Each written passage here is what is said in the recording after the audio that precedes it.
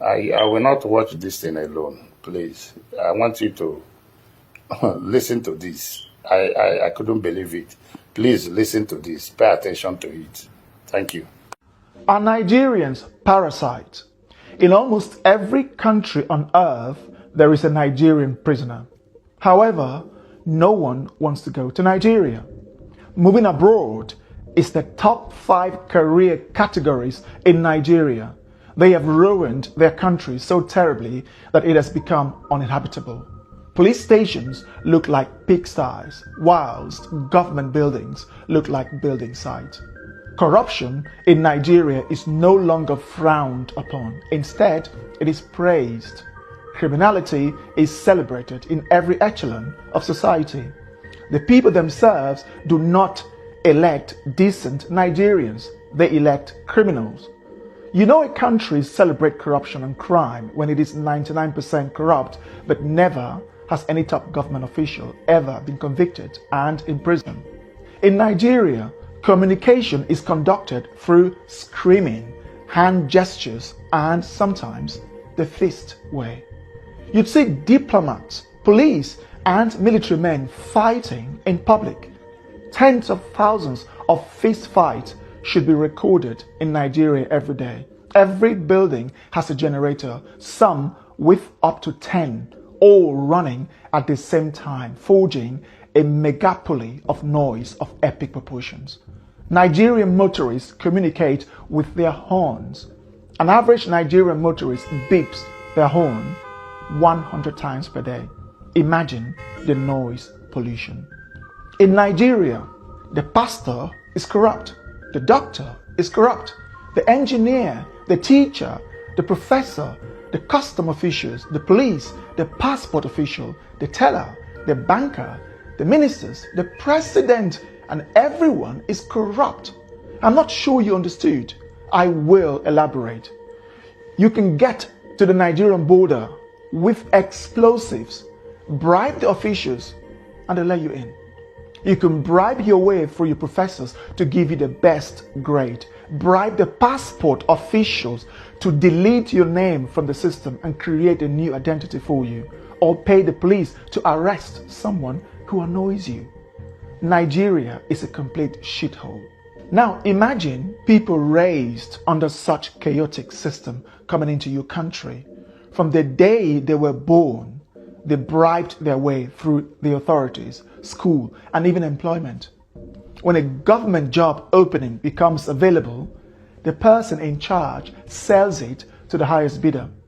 You see, this is not talked about enough. I have given this a serious thought before making this video, and it breaks my heart that I have to make it. A Nigerian have no sense of queue, keeping the street clean, respect authority, law and order, or the faintest idea of customer service. There is only one thing on the mind of a Nigerian: make money and buy respect. They have succeeded in creating nations within their country. The Hausa, Yoruba, and Igbo effectively have quasi-nations within Nigeria.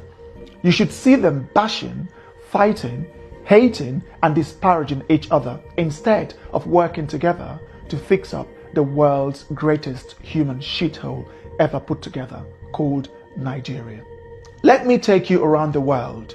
There are Nigerian prisoners in South Africa, Namibia, Botswana, Kenya, Angola, Gabon, Cameroon, Ghana, Cote d'Ivoire, Senegal, Indonesia, the UAE, Qatar, Pakistan, India, Thailand, Malaysia, Singapore, Vietnam, China, Hong Kong, Japan, South Korea, Russia, Ukraine, Poland, Germany, Italy, Switzerland, Norway, the Netherlands, Spain, Canada, the USA, Colombia, Brazil, and even countries as poor as Chad, Congo, and Mali. Their conviction typically surrounds around drug trafficking, pimping or pandering, 419 fraud, which includes dating scams, credit card fraud, and other fraudulent activities.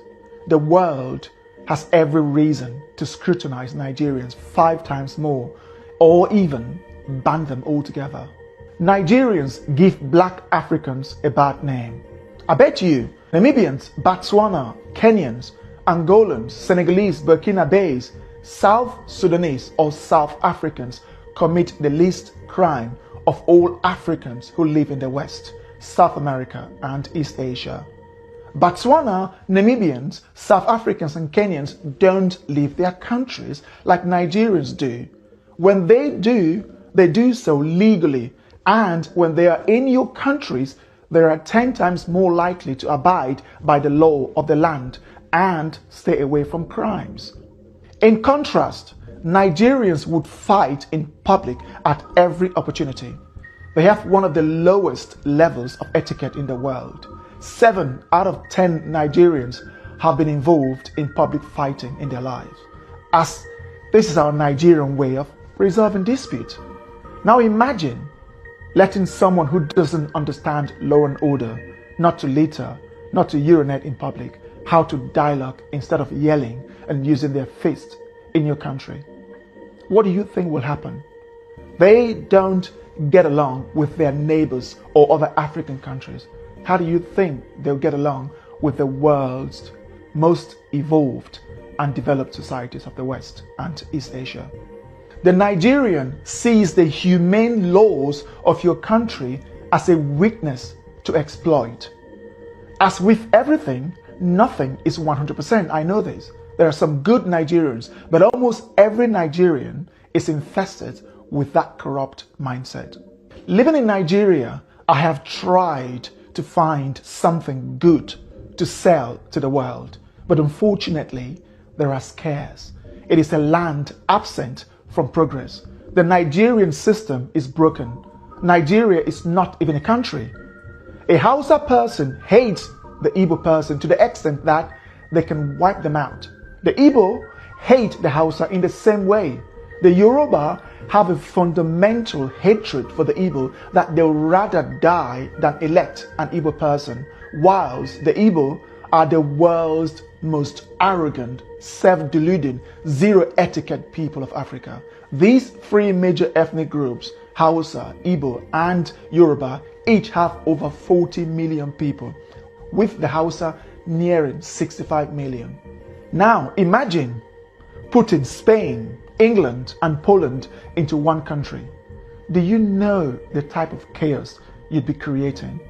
This is how Nigeria is. The Spanish, English and Polish are all European, but they cannot function as one country. So too do the Hausa, Yoruba and Igbo. These people cannot function under one country.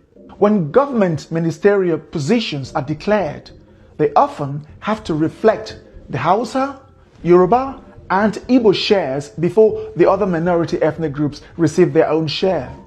If the sharing favors one ethnic group more than the other, they fight, yell, insult and complain until the next appointment. The other ethnic group in charge will now retaliate by appointing their own ethnic group. The presidency has to go to that ethnic group, then that one, and this one, and those one. Then when the next one comes, they keep changing. You see, in short, the number of ministerial positions have to reflect the various ethnic groups. This is not a country, but a bunch of tribal, unevolved, mentally unstable, over 200 million stupid people.